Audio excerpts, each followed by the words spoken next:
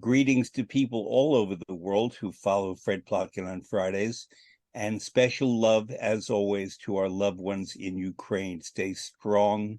We are with you.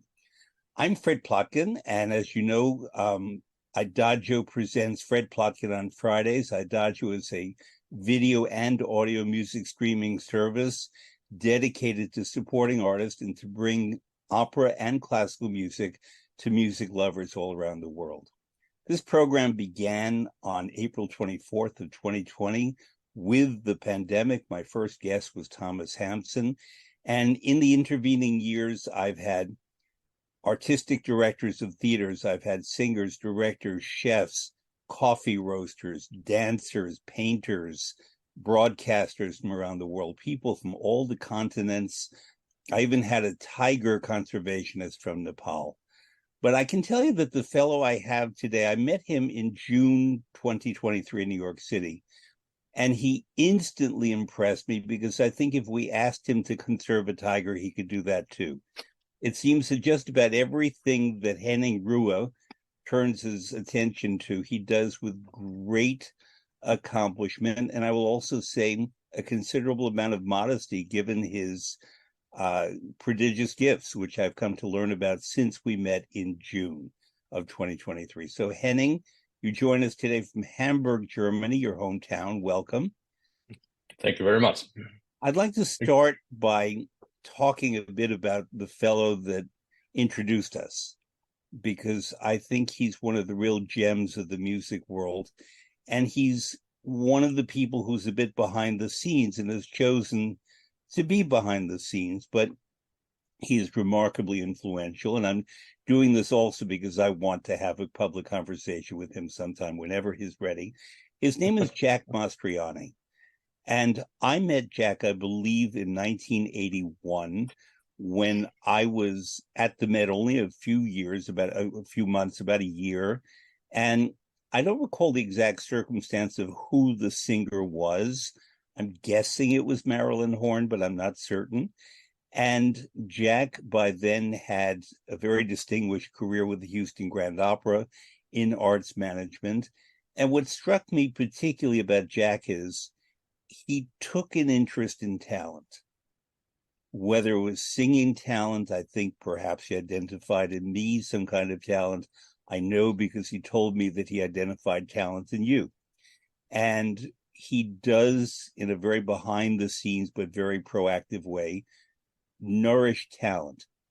He has the ability to look at a singer and decide that she or he, but usually she, will be something special in one way or another, and knows how to build that career. And I'm not here to analyze Jack's work because I'd rather he explain it sometime. But would you talk about how you met Jack Mastriani?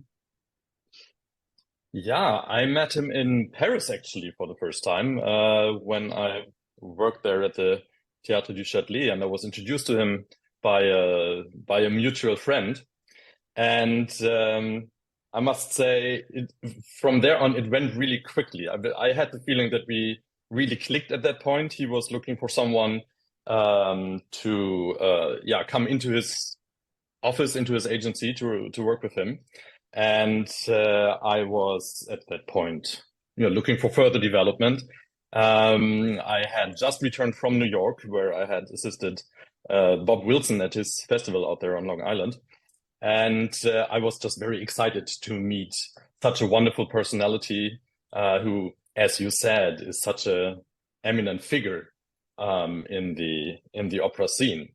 And then it went really, really fast. I think just 4 months later, I had the great joy of starting with him in New York and worked for him for 2 years in his agency with his wonderful artists. And I can just underline what you said, though I might add, it's not just about talent, but he's also so wonderful in gathering people who are just enthusiastic and lovers of our business, of what we're doing. And that applies to our clients, our artists, our colleagues, but also this entire group of people that we had there around us in New York. It was a pure joy, I must say. And we're still very good friends, as you know.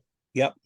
I'm And going to ask you to describe wonderful. something that is often a point of confusion when I talk to people who are not necessarily in opera or the arts or just barely in it. When I talk about someone being an artistic manager, that can be two things. That can be a person within the structure of a theater who has a management position. That's what I had at the Met, and I worked at La Scala before. It's what you do now in Sweden. But there's also the very important figure of the, let's call it the artist's manager, perhaps, as opposed to the artistic manager, the artist manager, who has a direct personal relationship with the singer, with the conductor, with the composer. And sometimes I, as a writer, I have a literary agent. It's similar, but not really the same thing. Would you talk about what the artist's manager does and how, let's say he for now, but it's she, interacts with the artistic managers of different theaters? Yeah.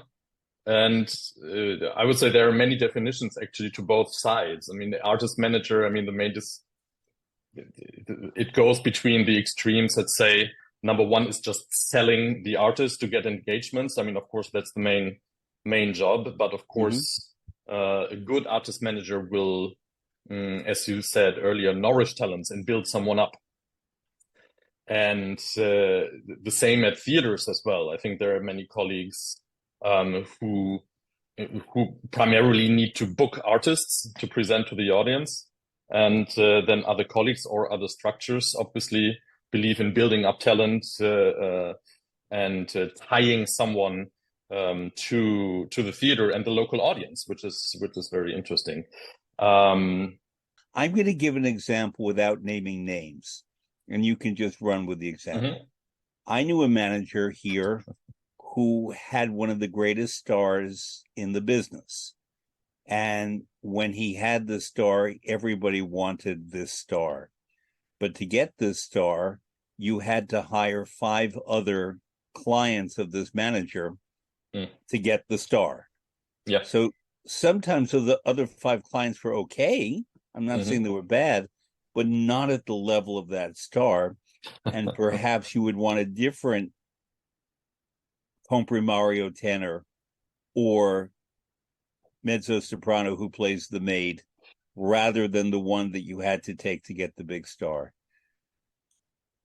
I wouldn't think that you had to deal with that as an artist manager. Have you faced that as an artistic director, where someone will come to you and say, if you want this singer or this conductor, you have to take these 5 other people? Yes, of course that exists. And that's not how I operated on the artist management side.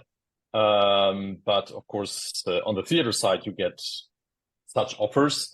And of course, we also need to accept, I mean, this is a business. I mean, it's art and we all love it, but of course, it's also business. People want to earn money with that and pay their rent. So of course, there's nothing wrong with, making special offers, making special deals. I'm very happy that at the theaters that I worked in, we did not fall into this pattern so much. And we were just very, very clear that we want to give our audience the best possible singer for the role in question. But of course, I also know colleagues who want to get a star and would do everything possible, and then maybe the comprimario tenor is on the priority list not as high, so they would accept that in order to get that star that they want. But as I said, I'm very lucky that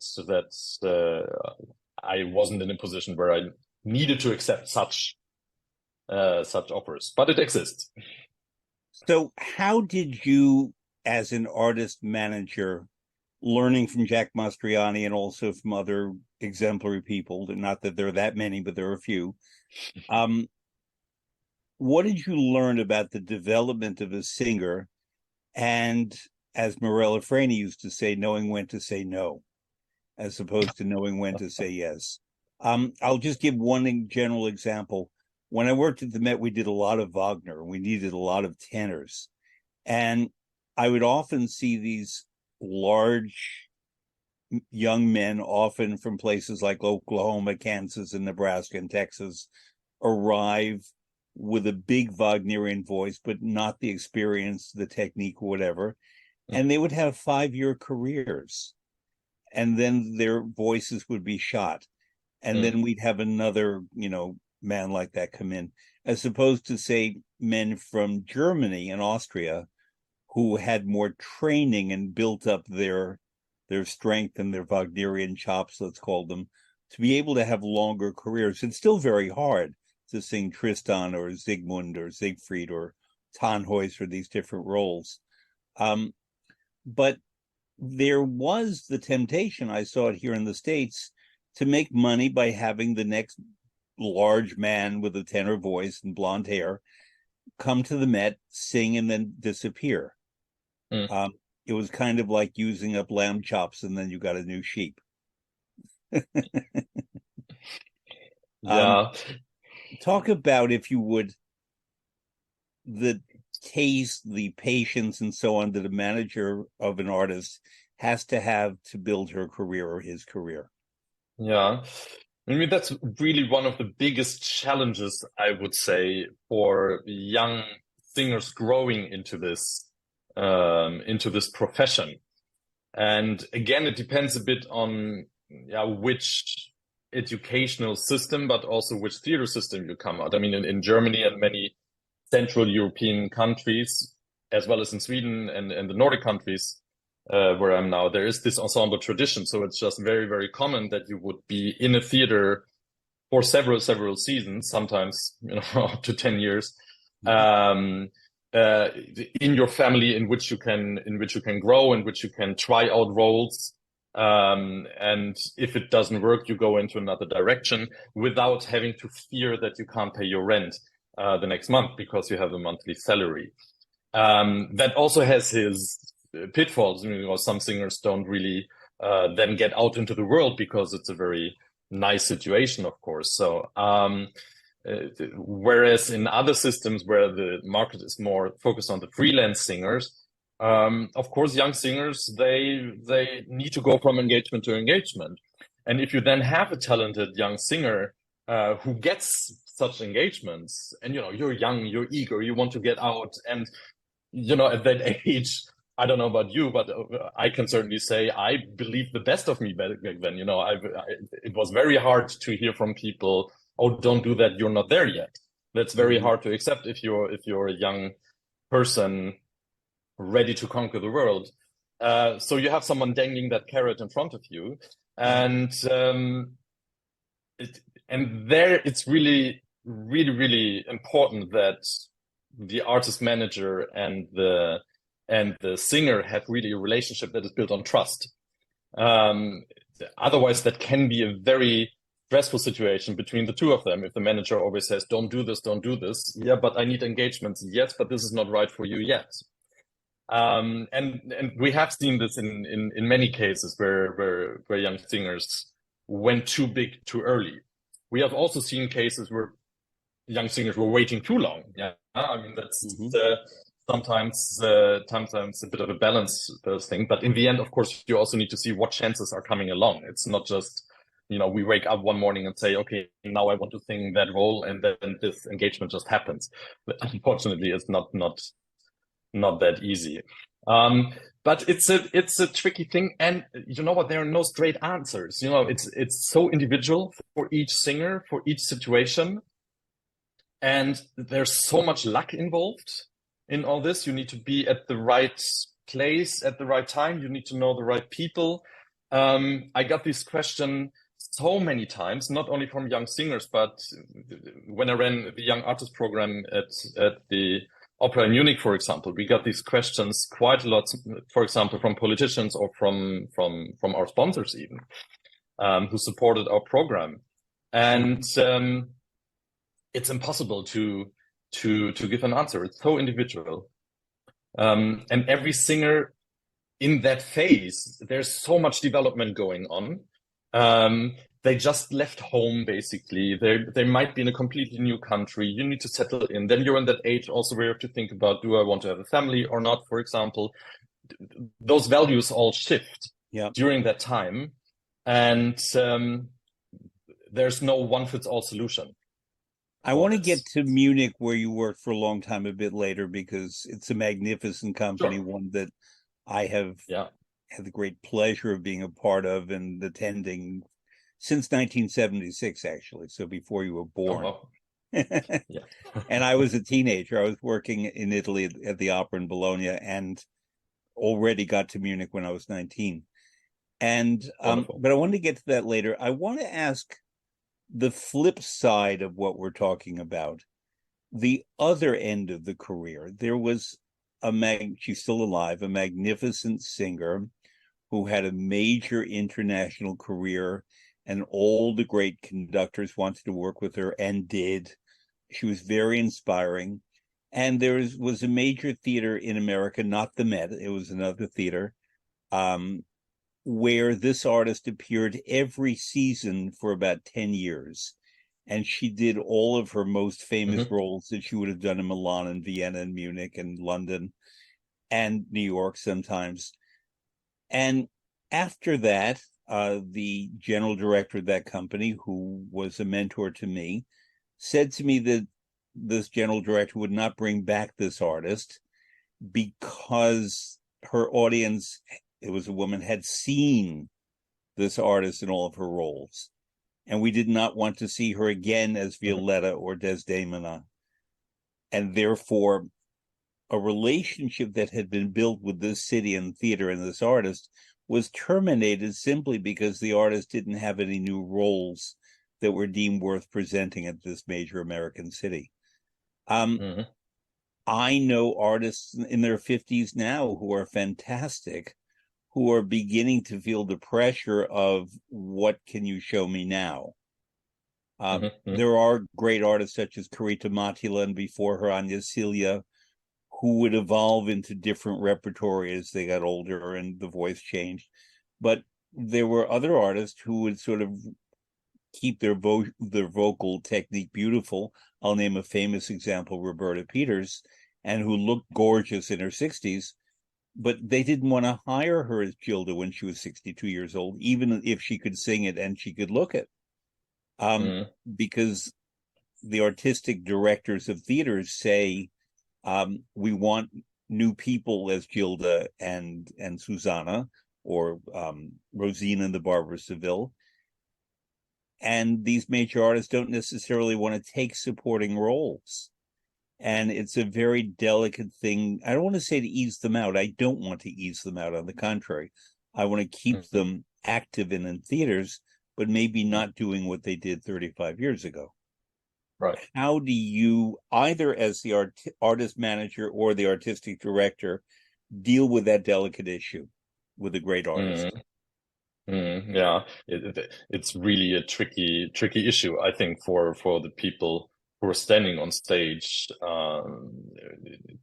because as I said earlier, this is such a development all the time. Your voice changes, your appearance changes, your experience also changes, and the way how you behave. But then on the other side, also the aesthetics change. You know, what we see today on stage is in a different style than what we saw 10 years ago on stage, 20, 30, I think like 40 years. It's completely different. The audience also gets renewed. Yeah. So of course, a new generation could be attracted by singers of a former generation, but they might look for a new generation as well. So that's a tricky development. And the tricky part in there, it depends so much on what voice type you have, obviously. If you're in the more heavier voices, there are more options the older you get. If you're a light soprano at some point, and you don't want to, develop into a soubrette towards the end where there might be roles as well, but of course not to that standard that you were used to sing. It gets tricky to find roles that fit your voice at an advanced age, but also roles that fit you as an advanced age. Gilda is a young girl, obviously, in the piece, so there are certain limits to what one would accept on stage. I am with my singer in my company, for example, we have introduced that as a very long-term process, so that these questions don't come as a surprise at some point. I think there's nothing worse than someone singing for decades on the stage and then all of a sudden it's over. Because before nobody had dared to tell them, it doesn't work anymore, or they didn't have enough, they weren't used to that self-reflection, or they had we all know that around some singers, there are a lot of people who just say, you're great, in order to avoid certain discussions. But that certain discussion at some point inevitably comes. We all grow older with the point. So I think that's actually something that each singer should think about in a long-term perspective. And I must say, I'm not sure how this is addressed in conservatories, by the way. For example, if that's something that nowadays younger singers get to learn when they get into the profession. But I'm trying to do this with my singers, and I have wonderful colleagues and a wonderful organization around it to help them.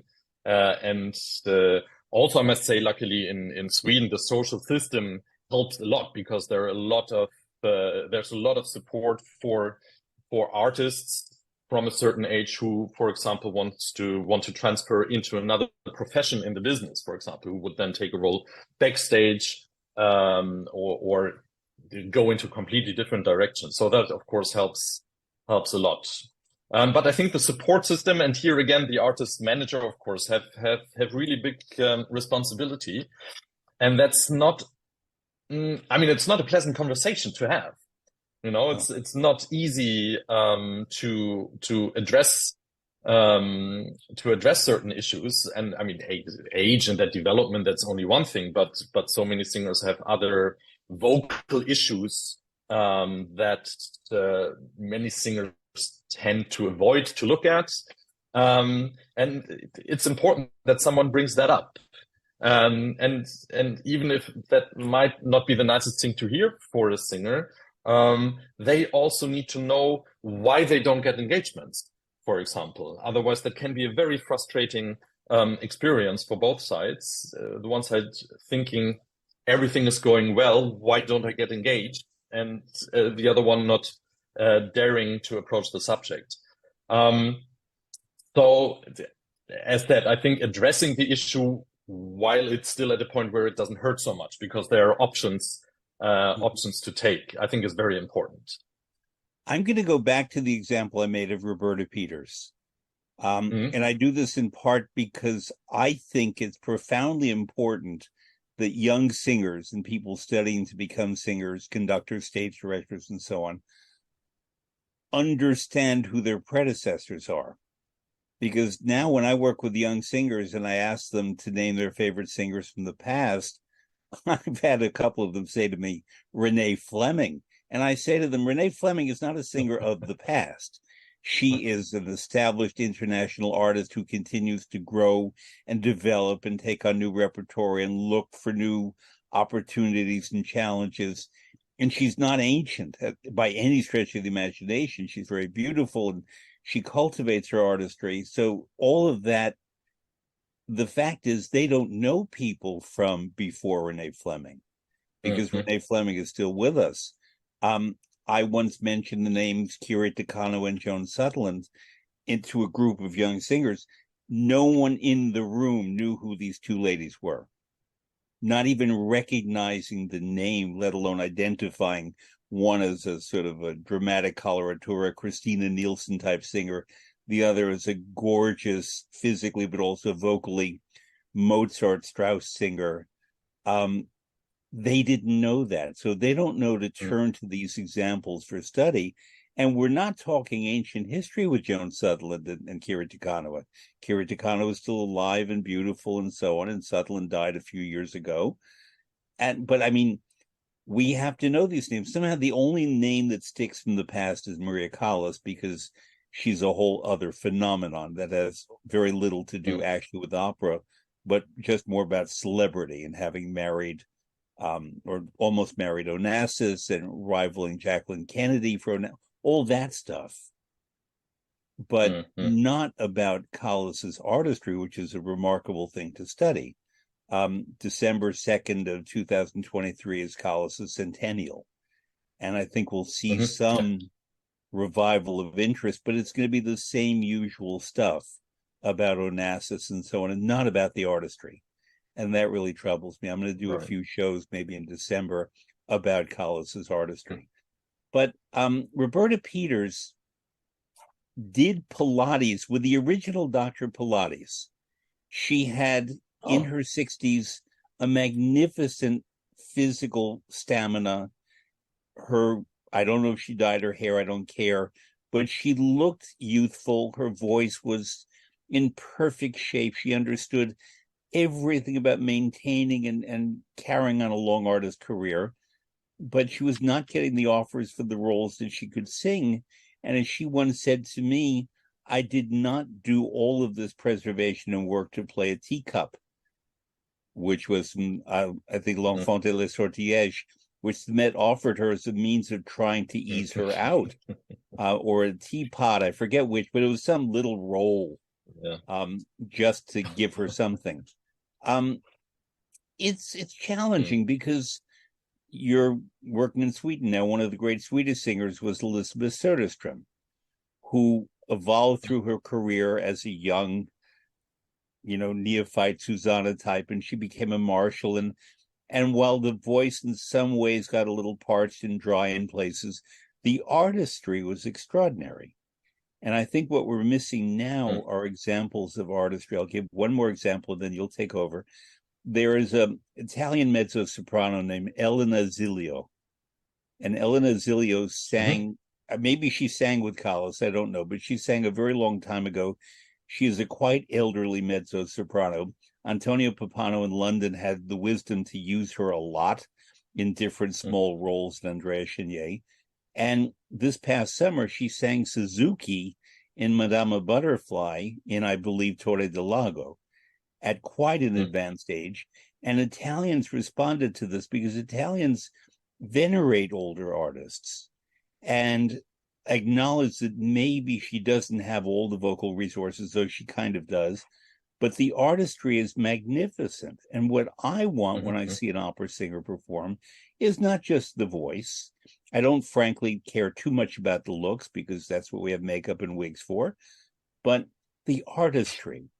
And what troubles me often in contemporary opera is that I don't see that much artistry. I see technical proficiency. Do you agree or disagree with me? You can do both. Yeah, one has to do both because there are examples, of course, for both sides. I need to be very Swedish diplomatic in this here. But of course, I mean, let's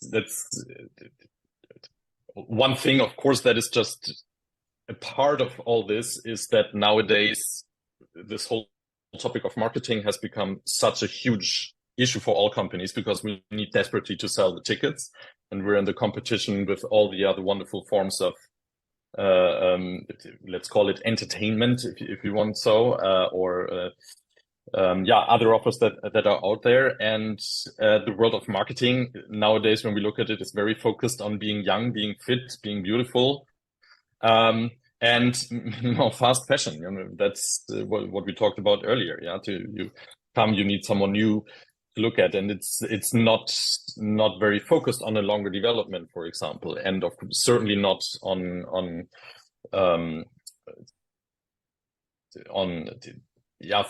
phases of experience, for example. In that case, of course, that's one part. That's one part of it. And the other part, of course, is also what we said earlier, is that with an advanced age, which roles do you take? Of course, the repertoire has certain limitations, what can be offered. Wonderful artistry has then be presented in the concert part, for example, where of course you don't need to fit a certain role to perform in an opera. And I think there it is a bit different than what you described. A lot of singers have found their platform or their focus their artistry then on this art form, to that,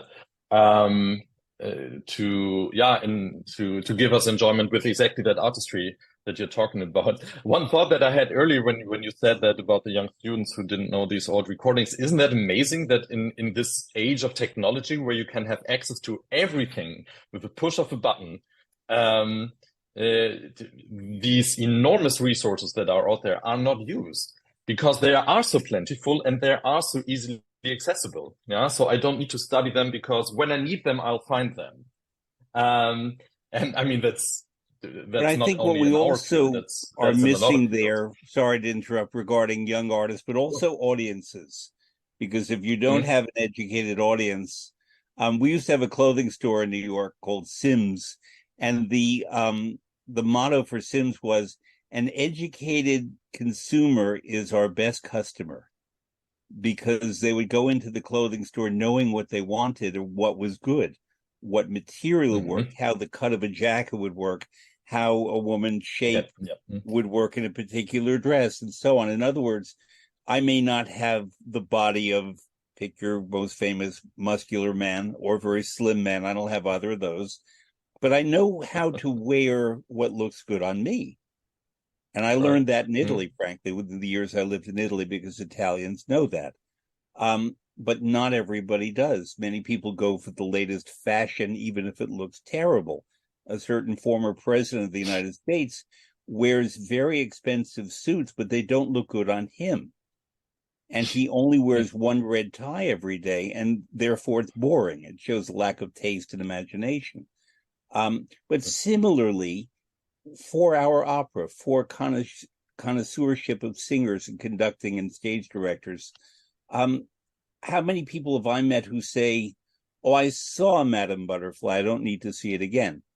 When in fact, Mm-hmm. Madame Butterfly is something that we all live with, both if it's the same artist, say Renato Scotto playing that, or to see many different women playing Madame Butterfly, to understand the genius of Puccini in creating this character, but how each individual artist, let's say Catherine Malfitano, a wonderful Madame Butterfly, Eleonora Burato, these are all different people who bring different things to the character, making us understand how complex Puccini's work is. And we live with these characters over a lifetime and these operas over a lifetime.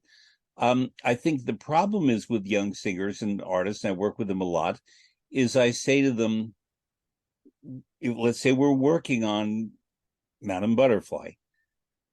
How do you see her? And I may have a young woman say to me, well, it's ridiculous because she's 15, or I wouldn't give myself to a man that way. And I have to guide them away from not what you would do in 2023, but what she might do in 1870 or 1907, 1904, 1907. How the values of that time are part of what you have to connect with.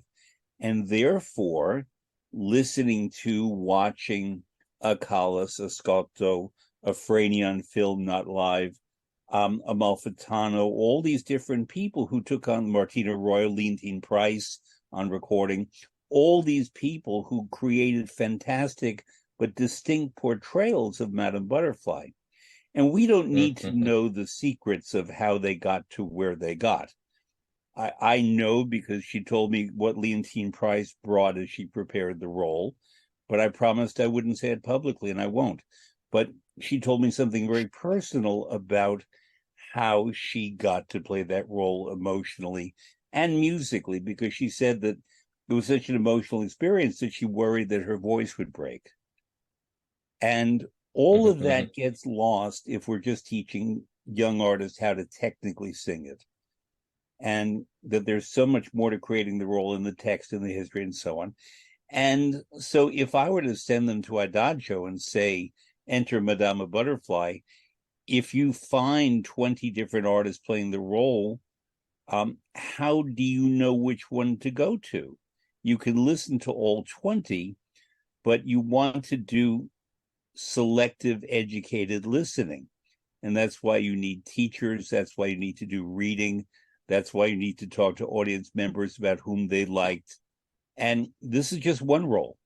But in Mm-hmm. building a career, I would often say to a young artist, yes, you want to be cast and you look great and you're in good physical condition, but there's more to it than that. I get very bored with pretty people on the stage if they don't do something for me artistically. If they're pretty and they do something artistically, fine. But my concern is that opera, not everywhere, but in a lot of places, is becoming about looking like you're gorgeous and can sing well enough. But one of my questions when I teach is, what are you singing about? And that's the question that has to open the door to vulnerability and artistic exploration, I believe. And that, to me, frankly, is more important to the future of opera than what people look like. And the tyranny of marketing departments. We need marketing. I'm not against marketing, but marketing has to go hand in hand with education, or it's not valid. Because I get marketing pitches constantly about this or that singer, director, whatever, and the people doing the marketing don't have a clue. I once received a press release being told that Otello was going to be sung by Giuseppe Verdi. Now, I would be there for that, but the person doing the marketing had no understanding that Giuseppe Verdi is not with us to sing Otello, and he probably couldn't anyway. So this is where I want to get to what you did in Munich. When I'm asked to name the greatest opera house, the greatest opera company in the world, I hem and haw, and I might say that the Met has a magnificent orchestra and chorus and beautiful acoustics in its theater, that La Scala has a remarkable connective tradition, that the Royal Opera House in London has a sometimes more knowledgeable audience, that the Paris Opera offers a kind of diversity that few cities offer, that Vienna has a grand tradition that sometimes I think it rests on, although I love going to opera in Vienna, and in the Theater an der Wien and other theaters there. But I always tend to say, and then there's Munich. Oh, there's also Zurich and Berlin, and let's not forget a lot of others in Barcelona, and Naples now is coming back, and Venice. But I would say, but you want to go to Munich, because even if the productions sometimes are a bit strange, a lot of times, it's a fabulous audience. That's the first thing that I discovered. Because the very first opera, and I've spoken about this elsewhere, that I heard in Munich when I was 19 was Die Frau ohne Schatten. And I had no idea what it was about. I'd never heard of the opera. And there was Rieseneck and Nielsen and Carl Böhm conducting. I knew those names, but I heard Nielsen before, but I did not know the others. And it was astonishing because the audience reacted so much that I knew, well, it must be great.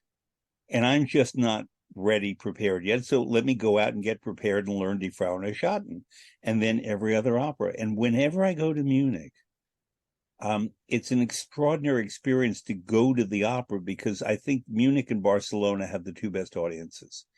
And therefore, there is something particular about that experience, because the audience makes it happen. And therefore, the singers and the conductors and everybody responds with a degree of commitment that even if the production is stinky, and I've seen a few, it's a fantastic experience there.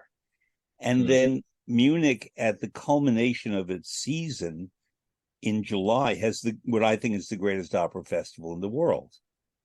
And July in Munich, I will eat, they're called Aprikosen in Munich, Marillen in Austria, in all kinds of forms, and go to Dallmayr for coffee, and go to the Naschmarkt, not the Naschmarkt, sorry, the Victualenmarkt, and make a whole experience of being in Munich, and go to the fantastic art museums and the Englischer Garden. You can just really have a fantastic time in Munich in July, hearing the greatest singers in the world, because everyone, from Jonas Kaufmann to Anya Harteros, who I love, to Renee Fleming and Thomas Hampson, and all these people, if they're invited to Munich or to Matila, they come to Munich. It just seems like the thing to do. And also because Jonas Kaufmann happens to be a hometown boy, means that he sings in Munich a lot. So that's an added thing, but not the reason I go to Munich. I've been going there before he was born. But another thing I know about Munich, it has a fantastic young artist program. and you were very involved in that when you were in Munich. Would you talk about, it's sometimes referred to as a YAP, Young Artist Program, which I think is funny.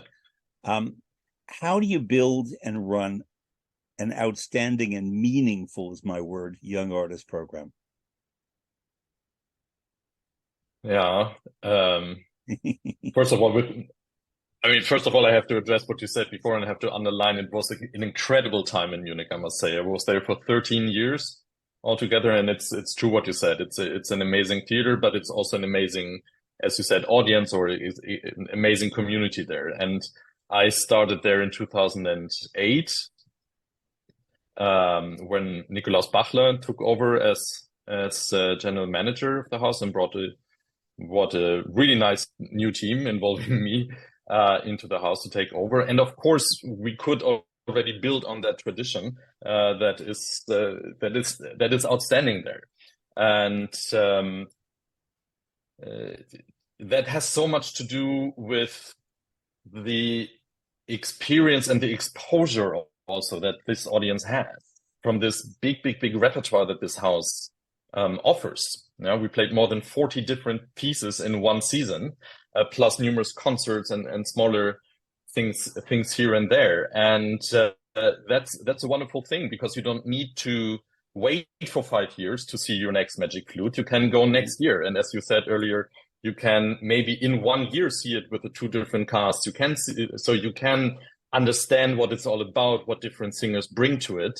And next year you will see it with a completely different cast, but you see it again, and you can bring your kids, you can bring your friends in it. It's a completely different exposure than a lot of cities where wonderful colleagues do also wonderful work. But of course, this luxury that we had in Munich was this wonderful tradition of this big repertoire that we built on, that also allows you referred a little bit to that to be a bit more adventurous with certain productions. The great Symposia. Yeah. Well, that was rather minimalist compared to a lot of other things that we did there. But I mean, it had Edita Gruberova, and the audience really loved her, and so the experience of seeing that audience love her. Never mind the production. Oh, yeah.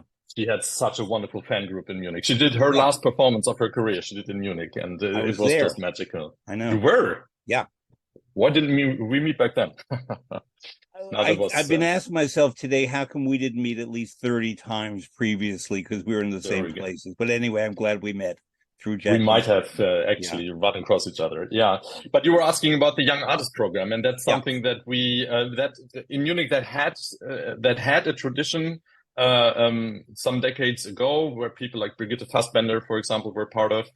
And then in the meantime, it always existed, but it was a bit, in the background, let's put it that way. And first Kent Nagano, when he was music director, and then above all, Nikolaus Bachler wanted to put much more focus on this to nourish a new generation of singers and share this wonderful tradition and luxurious repertoire that we have in Munich, to provide exactly that experience and exposure to that young generation. So we gave that initiative really a lot of energy when we started in 2008, and it was a top priority for him. And we were very lucky to have also a lot of good support from local people who helped us either financially or provided accommodation, for example, which is incredibly useful in Munich because it's a horribly expensive city to rent a room in or rent an apartment in. So we had a lot of good support and a lot of people who were interested in our work, and obviously the theater had a very good reputation, so we didn't need to explain to anyone what Munich was. But still, I took the time and really built the connection back then to the major schools in Europe, but also in the States. And I I had a very personal contact to all of them, just to also to identify candidates for our program, which in the beginning was rather small. We had 8 singers only in the beginning. I think now there are 12 that has developed. But so it's you know, a very selective program in a way. But that means that all of these singers have really a lot to do. There are a lot of young arts programs out there where people are there and they just get used, but you know, not so many offers. But our program, we built that in a very intense way. So the young singers had a pretty busy performance schedule on top of their coachings and their vocal technique, acting training, and of course, one of the most important things in the program was that you sit in the cafeteria next to Jonas Kaufmann and Anja Hatros, and you not only you stand on the stage with them, but you are part of these productions. Plus, you had the luxury to go and see every performance that you want, which is, as we said earlier, very, very, very useful or essential, I would even say, to build your own artistry and see how to do that. So, yeah, a lot of energy went in there. We made sure that the kids also had a lot of exposure, which of course was crucial to get talent to Munich that was on the decision, should I already start my career as a freelancer or in a professional ensemble, or should I still be in a young artist program? And so, of course, they were not necessarily only looking for further training possibilities, but of course also for exposure. And that exposure can, of course, range from the slave girl in Salome, which sings literally 3 words, up to supporting roles, actually, that we then cast with young singers. We did a lot of concerts with them, and we always did one production with the young singers per year, not on the main stage, but we produced it in the beautiful Baroque theater of the Munich Castle, the Cuvelier Theater, beautiful place. Gorgeous theater, fantastic theater, yeah. Yeah, and 380 seats when you had the big orchestra pit, big orchestra pit, which means that you could fit, I think, 25 musicians in there. But it was also very appropriate for the young voices. Yeah, not. I mean, we couldn't do big Wagner or Verdi title. I mean, that wasn't even possible in that venue. So of course you had to stick to your Mozart, to your Rossini, or smaller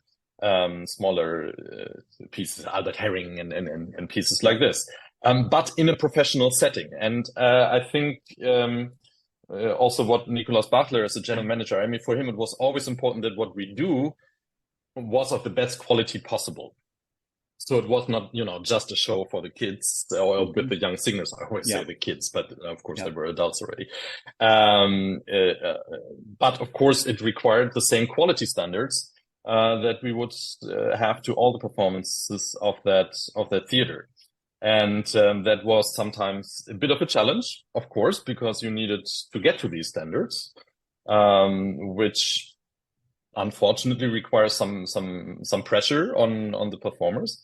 But on the other hand, that also offered a lot of learning possibilities and, as said, exposure. That was a beautiful time. Yeah, I can imagine. You mentioned a name that triggered a thought. Brigitte Fassbinder, who is, I say is because she's still, thank goodness, very much with us, was a magnificent mezzo-soprano, singing things like Brangena, Octavia, and all kinds of things, who then became the head of an opera company in Innsbruck, a magnificent teacher. And I came to know a young singer who Jack Mastriani, and I imagine you came to know too, but independent of Jack. I was working at the Royal Irish Academy of Music. I was speaking and teaching there a bit. And the wonderful president, Deborah, I'm forgetting her name, sorry, Deborah, but the wonderful woman who heads the school and is the guiding spirit of the school, said to me, you want to come meet Veronica Dunn, our great teacher, working with one of our best students, Tara Arott. And that's where I first met Tara, and they were working on Rossini. And then later, Tara was brought to Munich. Maybe you did that, I don't know, to be part of the Young Artist Program. And I keep in touch with her, and I was in touch with, she was on this show a couple of years ago. And I wrote her recently, and I asked what's doing. And she told me that she studies with Brigitte Fassbinder. And that to me is an example of the connective thread to have had Veronica Dunn as your foundational teacher, to have your central artistic training as a young artist in Munich, and then as she's become a more prominent international artist, to get to study with Brigitte Fassbinder is a wonderful example of how I would like to see, and I'm guessing you would too, a career build and evolve as a singer gets older. Tara is in no way old, but as her career advances and she is a star and sings leading roles at the Met and everywhere. But I love that she still studies and that she happened to have picked Brigitte Fassbinder, and chances are she met her in Munich. I would guess that. So at the Met Young Artist Program, they often have older singers and artists. Regina, I'm mentioning people now a bit from the past, Renata Scotto, Mirella Freni, Regina Resnick, and others work with our young singers. And the result is that they form that connective tissue. The Met, I love, obviously. I worked there, and it's a great theater. But in a way, it's sort of an island isolated away from a lot of what's happening in Europe. Whereas in Europe, if you need a Queen of the Night and you're in London, you go to Norway and you get a Queen of the Night to come in. It's a little harder to do in the States. So the Met is more sui generis, although we have other great opera companies in the States. But the distances are greater. And what you mentioned before that's crucial that I wish our country would learn is we've had many wonderful American singers go and live in Europe because they can live in Germany or Sweden or other countries and raise their children and have medical care and build lives there. And that's our loss here in America, that we have these people go off and become great artists in Europe and love the lifestyle in Europe, love the wine, and stay in Europe and only occasionally come back. Whereas it's the many fine American artists stay here because they're raising their children here. And I think what many opera fans and critics certainly don't understand is these are real people who have lives and difficulties. And, you know, if you have a parent who's sick, or if you have a child who needs to be picked up and held and taken to school, whatever, you can't always put the career first. And I think it's something that most European countries have worked out better. Now, I could talk to you forever about Munich, and maybe we'll do that another time. I want to talk to you about Sweden, because I have many questions. My first question is, how does a country that has 10 or 11 million people produce so many fantastic world-class opera singers, whether it's Birgit Nilsson, Jussi Björling, Elizabeth Söderström, Christina Nielsen going much further back, Håkan Haukegaard. I don't want to leave anyone out. Gösta Winberg, all these people who keep Peter Mattei now coming out of Sweden, world-class, magnificently prepared, rounded artists who happen to be great singers. But, you know, Birgit Nilsson is a one-time phenomenon, but she's not the only person to come out of Sweden. Explain that. Is it the herring? Yeah. But a lot really goes to that sense of community that you have in Sweden, that artist family and the ensemble system. So a lot of these singers, before stepping out into the world, were part of a theater company in Sweden, and there are not that many, I must say. I mean, there's the Royal Opera in Stockholm, then our theater in Gothenburg. The Opera House in Malmö doesn't have an ensemble anymore. They work with freelance artists, and that's actually, besides festivals and other houses, the biggest opera scene. So it's not a big scene, but it's a big family, so to speak, because both the Royal Opera in Stockholm and we We have these strong ensembles, as do, of course, others Nordic houses like Oslo and Copenhagen and Helsinki, for example. And you have many singers who just went through this wonderful luxury of having the time to develop in security. And neither the repertoire in Stockholm or at my theater, I mean, it's much more. It's not as intense, for example, as in Munich, where in Munich we did productions just with 10 days of rehearsals, go on stage, go. In Sweden, you still have a tradition of long rehearsal periods, of long study periods. It's just accepted that a singer takes time to prepare. And that helps, of course, to develop these voices in a healthy way. And that's also why I think you have a lot of the more dramatic voices coming from there, because those are typically the voices that need the longest time to develop in a good way. So I attribute that fact really to that tradition that is still very alive there. And interestingly enough, it's not only from the singer side, but it's also from the audience side. The audience loves their singers and they identify with their singers. So even if I wanted to transform the theater that I currently work in into like a star theater and bring in a lot of guests, that wouldn't necessarily work with the audience. The audience loves to see their own stars, so to speak, and see them in many different roles, and see them develop and be close to them.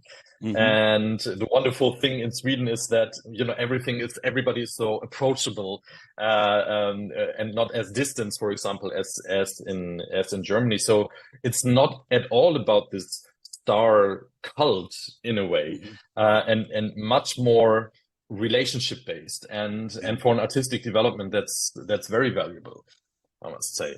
And I agree. There are fantastic voices coming from Scandinavia, and also for the future, there are very interesting young ones that are developing now. That are have just stepped out or ready to step out, actually. And I'm actually quite excited to be part of that tradition now, being up there.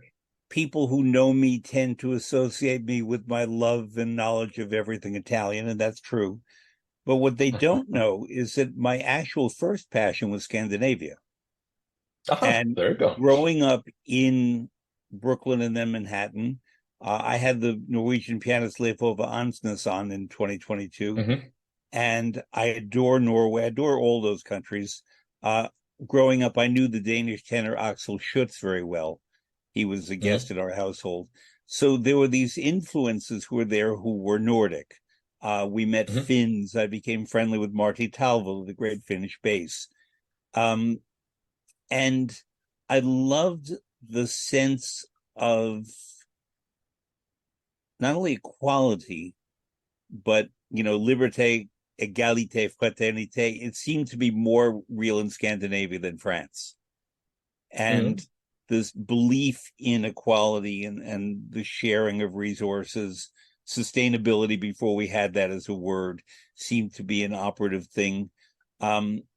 Norwegians, I knew, never wasted anything, even if they had resources. And even now that they have oil money, they don't waste anything. They're a bit frugal. I went to college in the Midwest and lived in Minnesota and Wisconsin and met many people of Scandinavian origin and kind of admired them. I love their sort of ribbing of one another. The Swedes are this, the Danes are that, the Finns are this, the Norwegians are everything else. I think it was called Kal and Ada, something like that, were a series of jokes of people from Gothenburg who were considered kind of stupid, but charmingly stupid. And you don't know about them? Kal and Ada. When you're back in Gothenburg, as people, I believe there's even a statue in Gothenburg to Kal and Ada, who were sort of representatives of the typical hardworking, humorless, but charmingly adorable, naive Swedes, as opposed to the sophisticates from Stockholm. And it's a wonderful, fascinating world of Scandinavia. I'll be very blunt. When I was scheduled to be drafted to go into the Vietnam War, I was going to live either in Sweden or Italy. I chose Italy. Ultimately, I was Hmm. not drafted because the war ended, but my career was directed by the fact that I was going to live either in Italy or Sweden. And Sweden was a very strong contender for a lot of reasons, but I did wind up in Italy. But therefore, I have immense, I don't want to say sympathy because it sounds like pity. I have a very strong affinity for the world that you are living in and working in, and love their ethics and love their values and love their collaborative sense. Um, I love the sense that people are not left behind. You don't see people suffering in the same way that you do in much of the world. It as a model of the way to live, it to me is a model of some of the very best values in the world. And so while I adore Munich, I can understand that. And you're from Hamburg, which is Hanseatic, and it's a whole more Yeah. Nordic flavor, more connected to Scandinavia than is Munich, which is connected to Rome and Hmm. Salzburg in different ways than it is to um, the northern countries. And do you, I mean, I sort of laid out a lot. There are a smorgasbord of things for you to pick from, but what do you experience as a Northern German living and working and absorbing and reflecting the values of Scandinavia and specifically Sweden? Mm. Yeah, I think you pointed a lot out very well, actually. And yes, I am from Hamburg, and of course, it's a city that's all about ships and the sea. And the city I live in now, Gothenburg, is also Sweden's biggest port. So of course, there are a lot of similarities when it comes to that. Our opera house in Gothenburg is actually sits right in the harbor. It's a beautiful view from my office. Sometimes I don't get to work because I enjoy the view so much.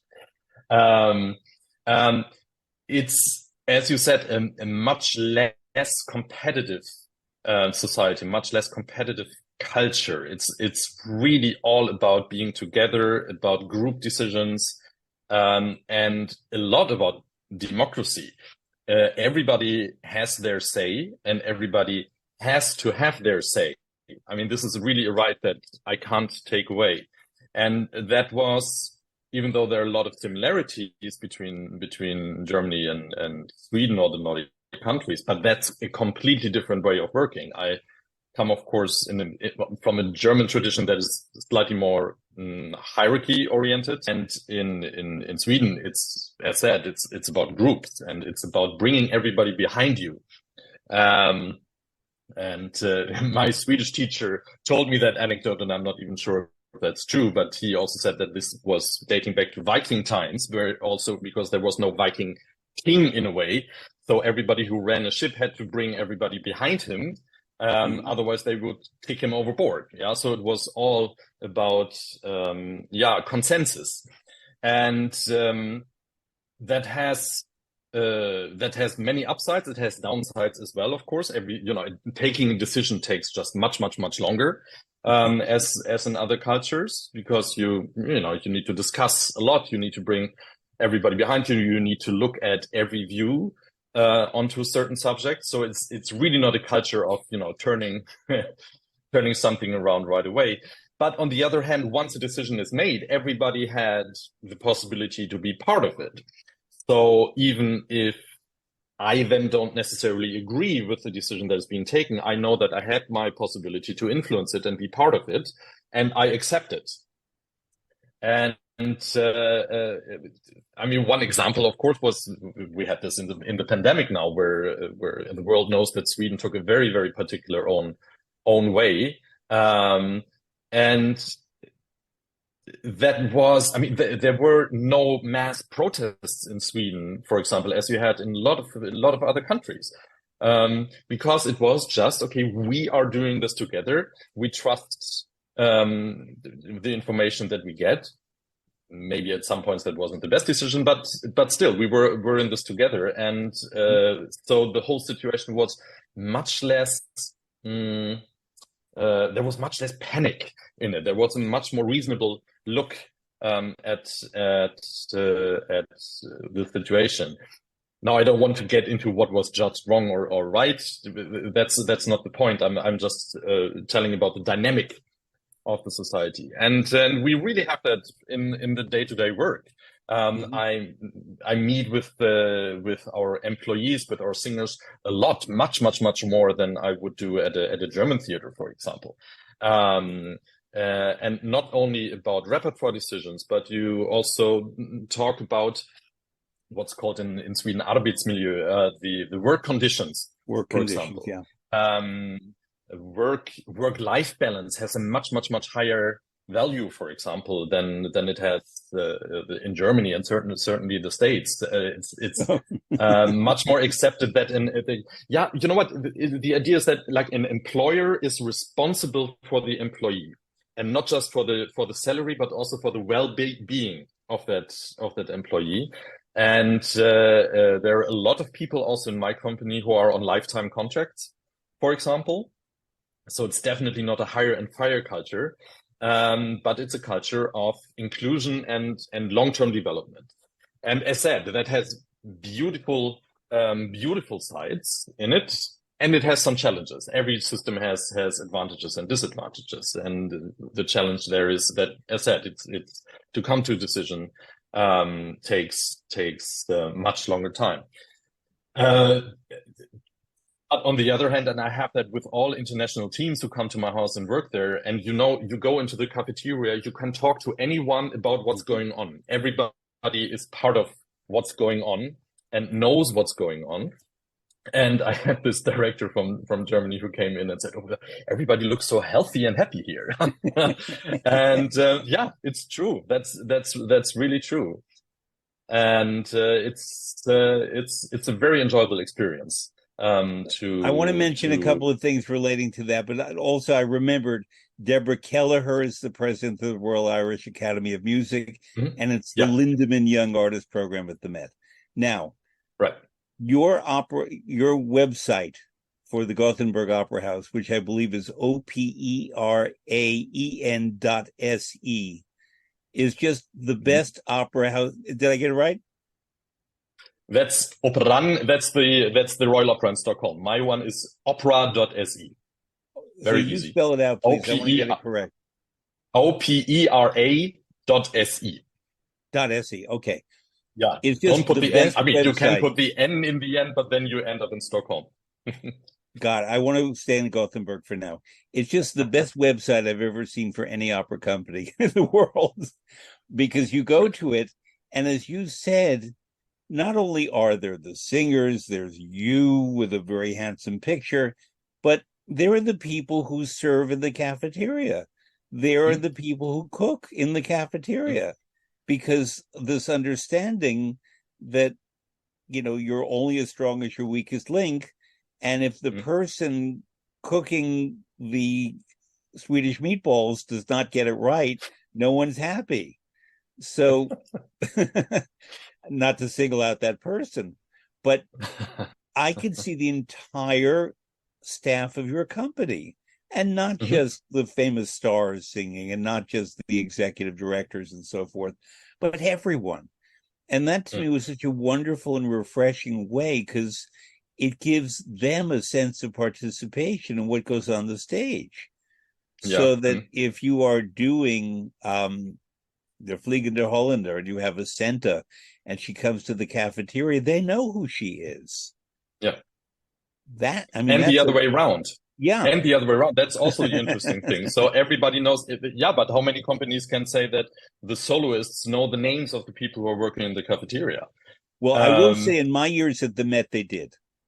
John Vickers and Joan Sutherland knew everybody who served the food, and they were always lovely John Vickers could be testy, but he was wonderful to the people who prepared and served the food in the Met cafeteria, which was very good at cafeteria then.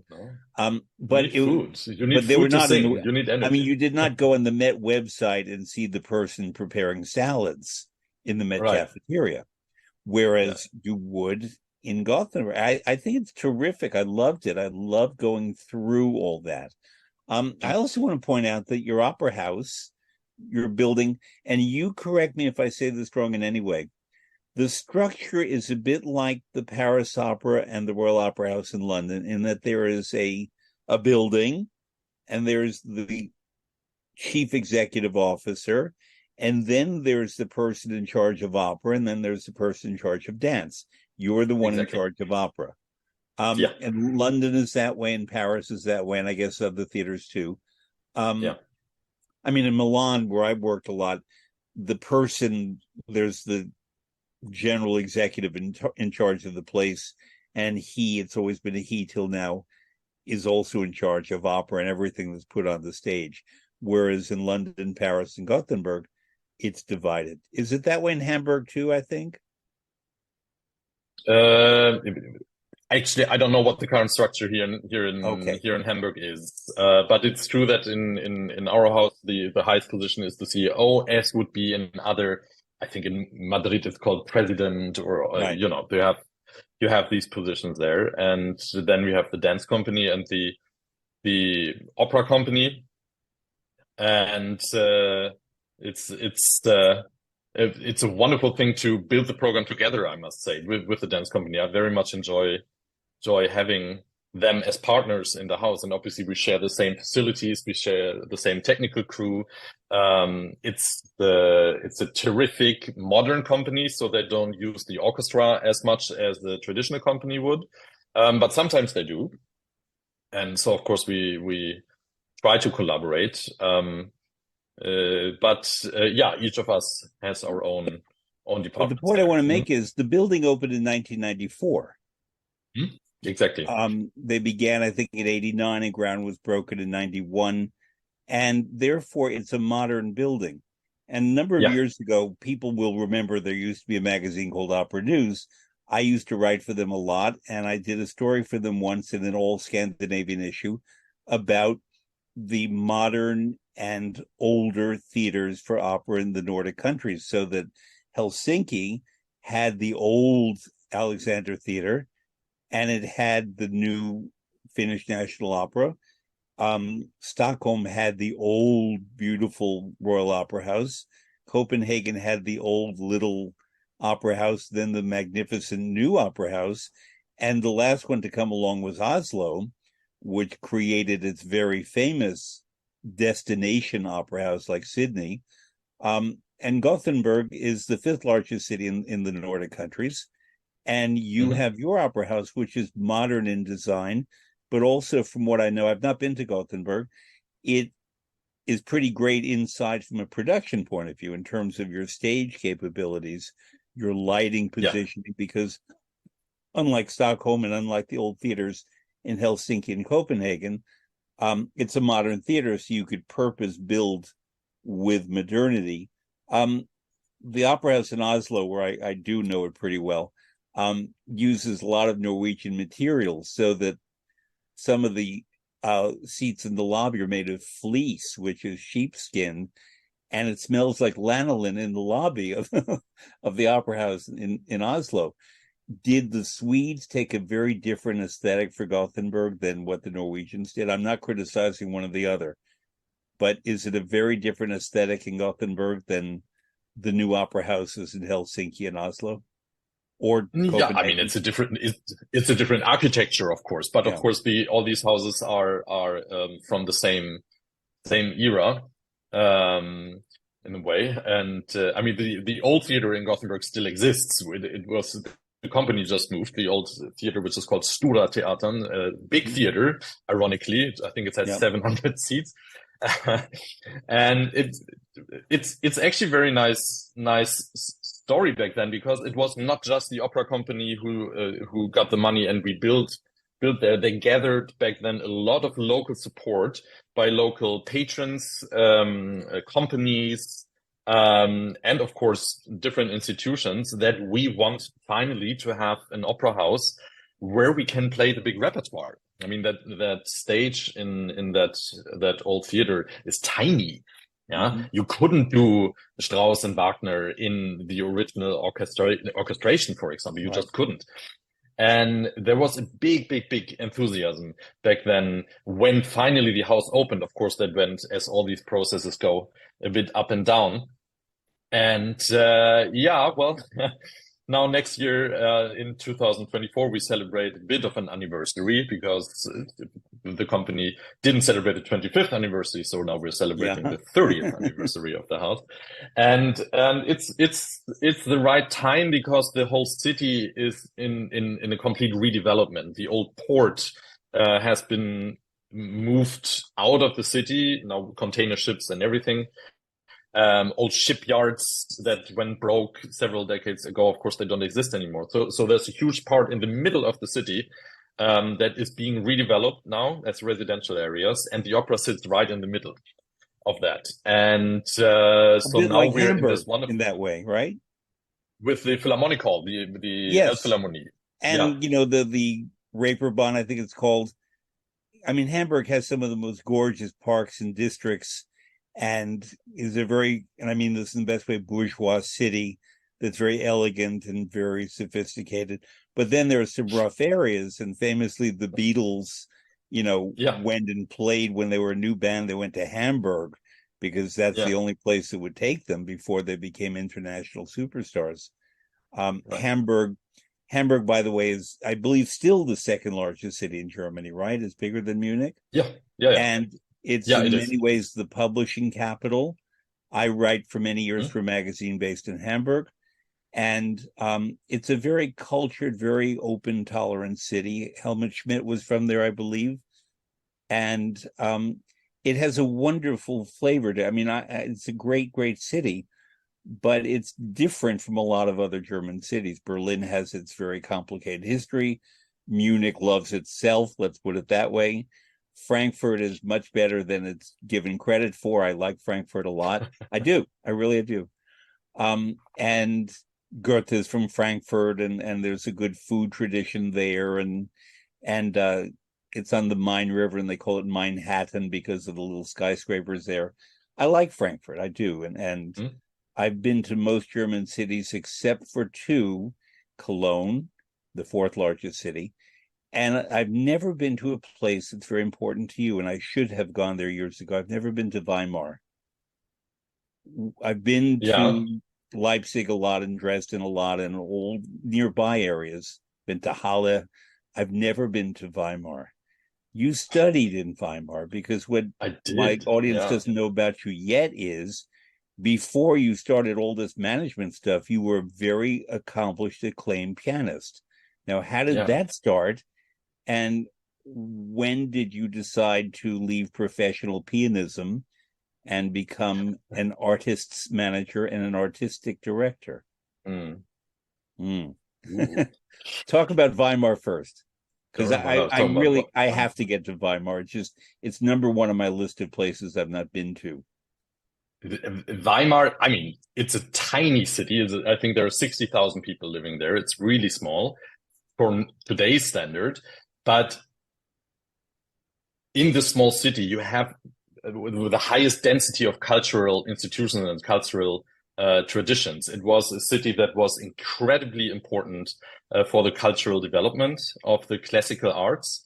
And you had I mean, the German national poets, Goethe and Schiller, who were present there, but also the musicians, obviously. I mean, Bach was only for a short period in the city, but he was from that area. But then, most Mhm. eminently, obviously, Liszt Yeah. was a figure in the city, but also in the philosophy. Nietzsche lived there, and other philosophers, and that was all because the court of the city just was very interested in the arts and the humanities, and they supported and they attracted a lot of people to come to that town.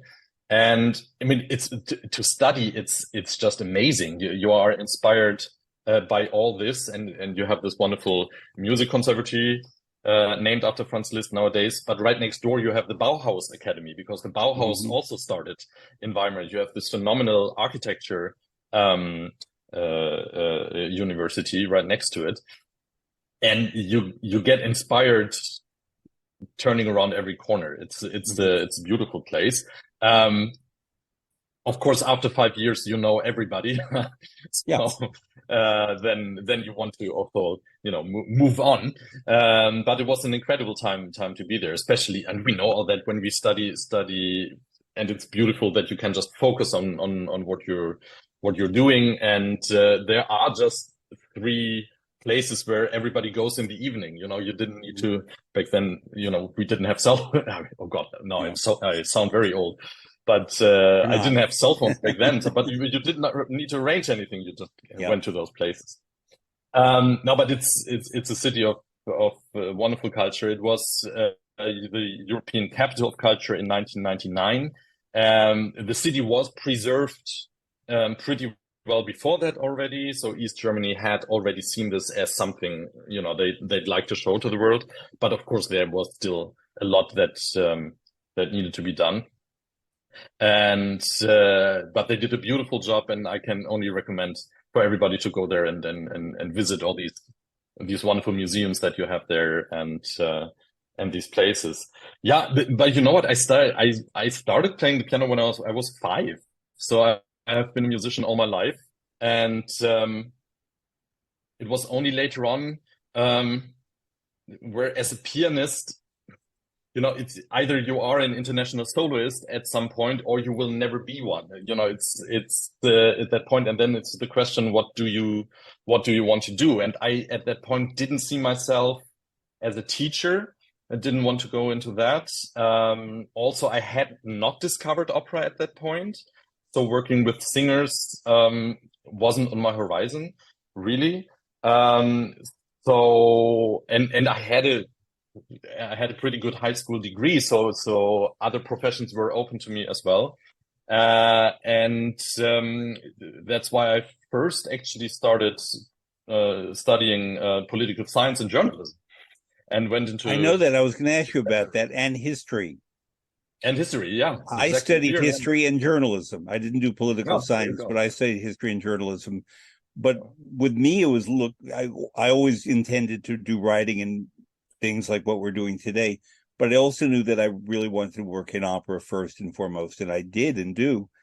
Yeah, But journalism gave a different kind of structure to my life. And when I lived in right. Milan, I was a correspondent for American magazines in addition to working at La Scala. So I've done Yeah. the two. But I've not come across too many people in our business who have journalism degrees. Why did you study journalism?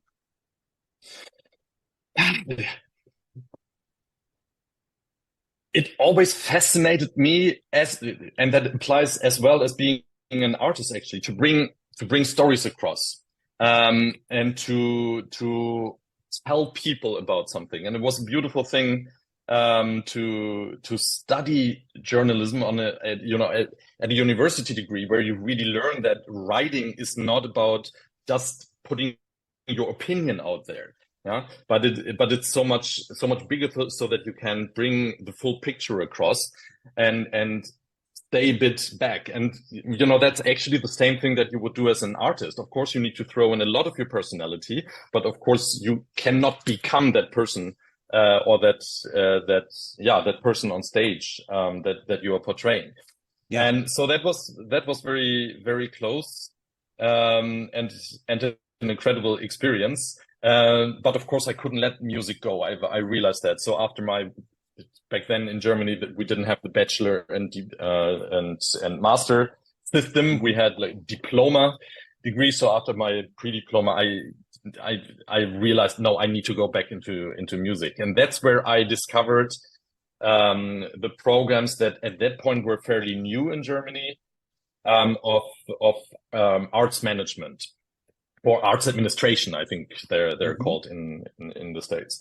Yeah. And I discovered that in Weimar they had such a degree as a postgraduate course, and that was really a relief for me, because I could see, wonderful, then I can study music first, without having to worry, will I become a huge success as a musician, because I have this goal of what I wanted to study afterwards. And I'm very happy that this worked Yeah. out, and that at the same time I had wonderful opportunities also as an artist. And again, that goes back, maybe that also helped that I didn't have this pressure, that I knew, oh, I need to earn my living, as a freelance musician afterwards. And that gave me a lot of joy that I could put then into the project that I was working on, both on the keys, and also organizing the events.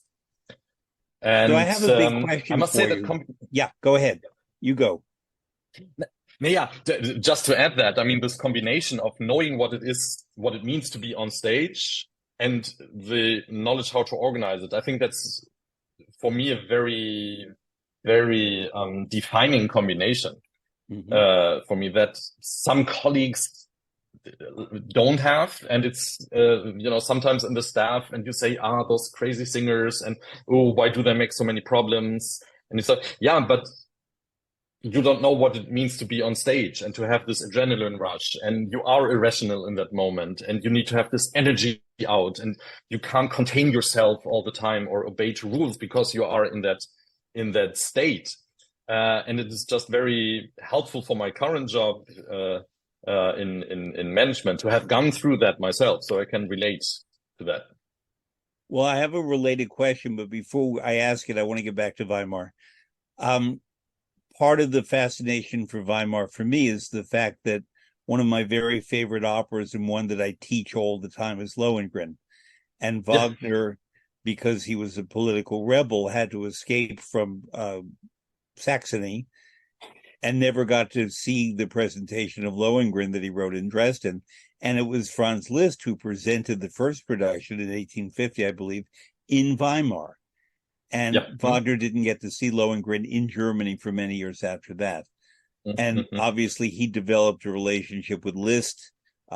He married Liszt's daughter, Cosima, and Liszt is buried in Bayreuth. Do you know why he's buried in Bayreuth?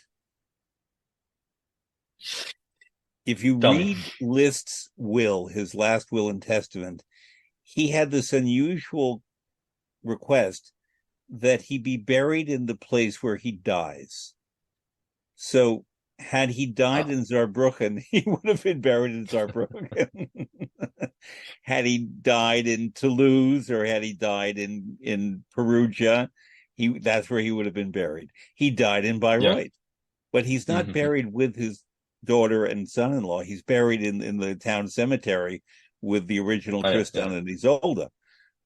But it's so interesting the way that intertwining relationship of Liszt and Wagner happened between Weimar and Bayreuth.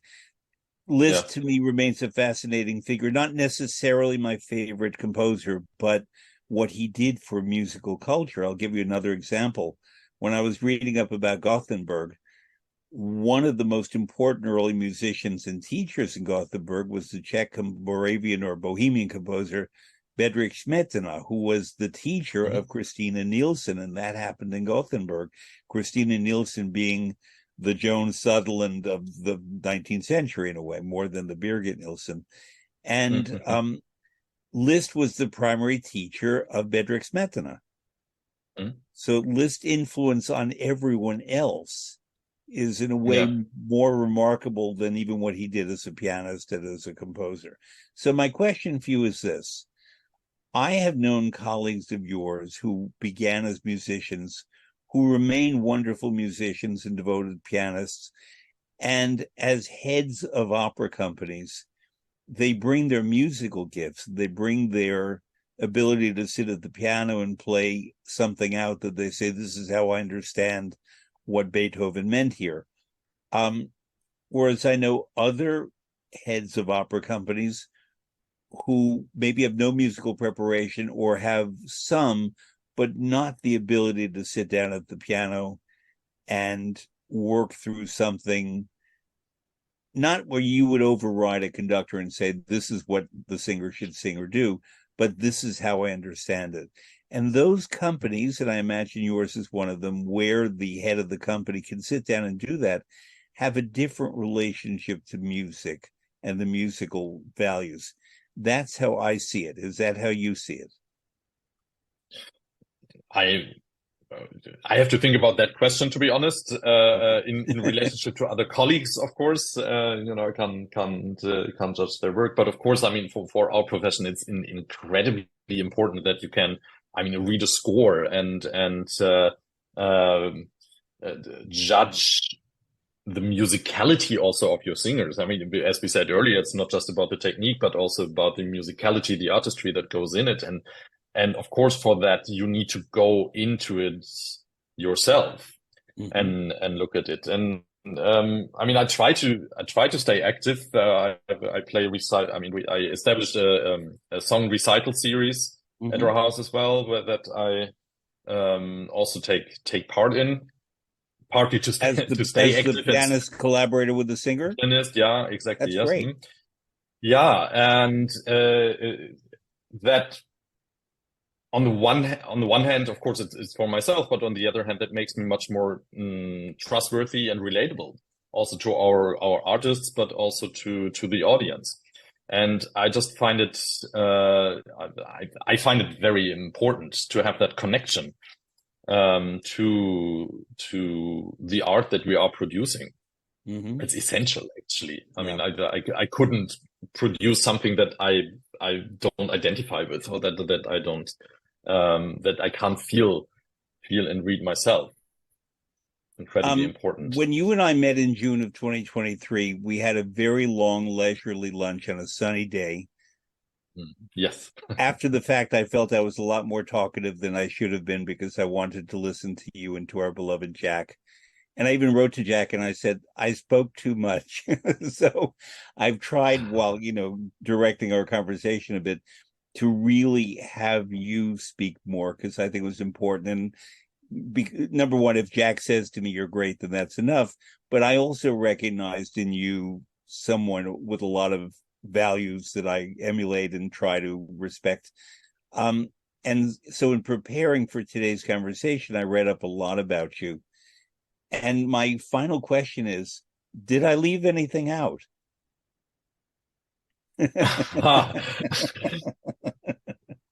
Oh, wow. No, I mean, I just turned 45. So, of course, there's a lot more stories that could be told. Well, not too long ago. When is your exact birthday?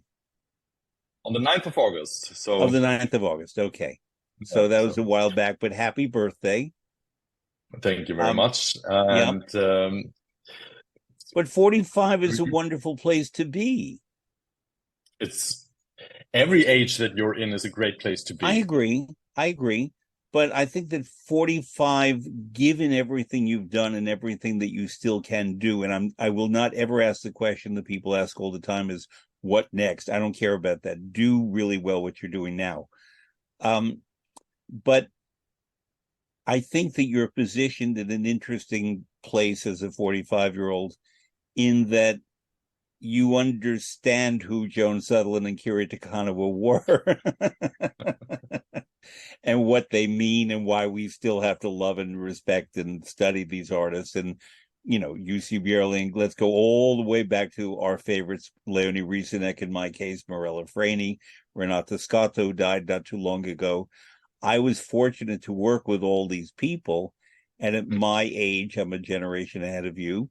I feel now it's very important for me to pass along what I learned from these people by working with them, because the values of a Renata Scotto, who is not always easy, but she brought such impeccable artistry and devotion and seriousness, made the not easy parts more than tolerable. I have, maybe with one exception, never lamented having to deal with a difficult singer or conductor or stage director or whatever, because they bring artistry, they bring knowledge, they bring experience. And if you can put aside your sense, I don't mean you, but one sense of being affronted by their sometimes demanding nature, it's an exhilarating experience, because these people are incredibly special and fun. And if they recognize in you, me, whomever, a professional who will support them and have their back, as we say in American English, that means that we learn and we grow. And I recognize, I said to you, I knew Marty Tauvel, I knew Axel Schutz, I knew Herman Mhm. Pry. I studied with Tito Gobi.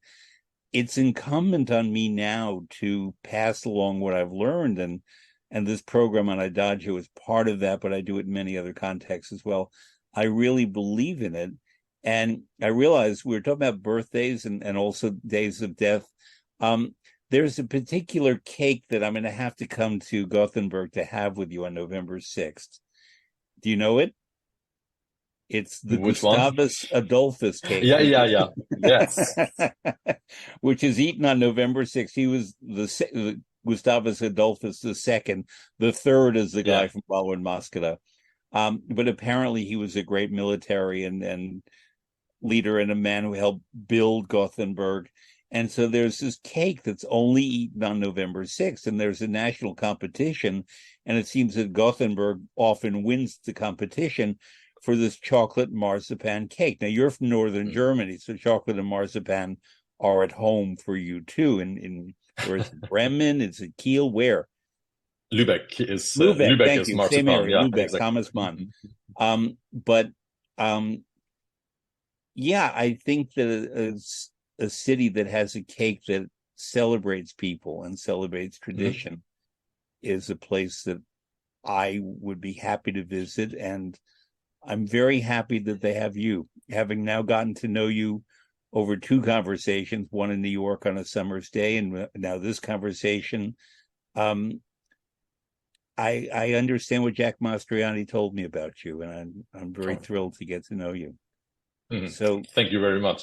thank you, Henning Ruhe, and I look forward to seeing you again. Hopefully soon. Thank you Thank very you. much. Thanks for having me. Thank you. Thank you.